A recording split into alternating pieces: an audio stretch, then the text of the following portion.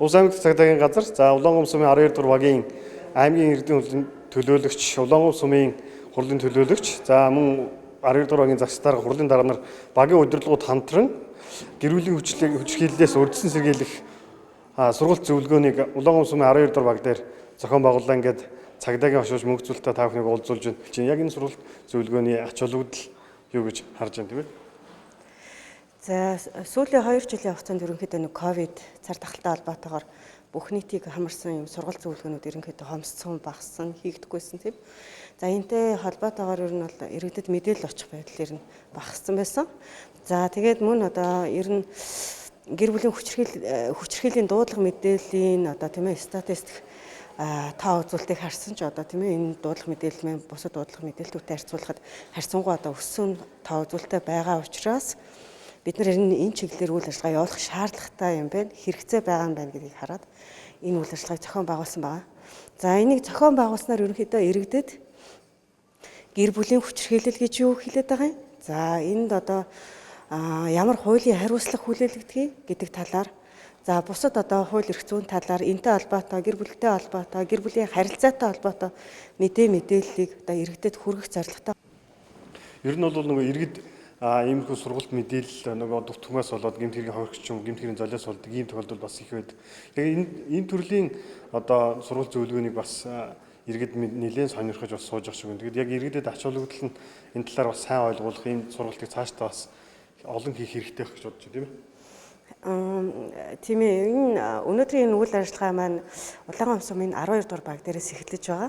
За тэгээд энэ үйл ажиллагаа маань ер нь бол нийт 12 багийн хэмжээнд үргэлжлээд зохион байгуулагдах юм төлөвлөгөөтэй байгаа. Тэгээд эхний үйл ажиллагаа маань өнөөдөр 12 дугаар баг дээр зохион байгуулагдлаа. За энэ үйл ажиллагаа бас амжилттай сайхан болсны бас нэг тал дээр бас дэмжлэг тусалцаа үзүүлсэн бас аймгийн иргэдийн төлөөлөгчтэй хурлын төлөөлөгч, сумын иргэдийн төлөөлөгчтэй хурлын төлөөлөгч нартаас за 12 дугаар багийн засаг дарга хурлын дарга гэдэг эдгээр хүмүүстээ маш их баярлалаа. Цагдаагийн байгууллагын үйл ажиллагаанд бас дэмжлэг үзүүлж бас хамтарч ажиллаж нэлээдгүй одоо тийм ээ цаг хугацааг зориулж ингэж оролцлоо. Тэгээд өнөөдрийн үйл ажиллагаа их иргэдэд нэлээд хүрсэн. За иргэдийн оролцоо маш өргөнтэй. Тэгээд иргэд маань өөрсдөө сайн дураараа их орж сайн дураараа нэлээд өргөн хамрагдсан юм сургалт боллоо. Тэгээд энд ач холбогдол нь бас хүмүүстээ хүрэх байхаа гэж бодож байна. Өнөөдөр 12 дугаар баг дээр зохион байгуулагдсан гэр бүл хүчирхийллийн урьдчилан сэргийлэх ёс суртахууны төлөвшллийн болон амьдрах ухааны мэдлэг чадварыг дээшлүүлэх сургалт зохион байгуулсан цагдаагийн ерөнхий газартаа баярлан талархснаа илэрхийлж байна. Энэ сургалтын үр дүнд яг юу ойлгосон юм бэ гэвэл үлдэж байгаа гэмт хэргийг хожим биш яг цаг тухайд зохих хэмжээний байгууллагад нь мэдээлэл өгөх ёстой гэдгийг ойлголоо.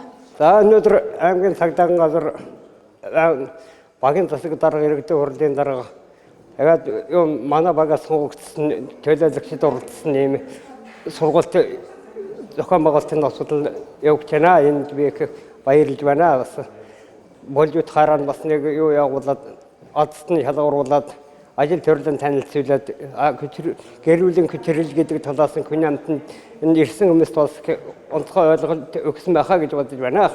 Энэ сургалт бол үр дүнтэй сайхан боллоо гэж бодож байна.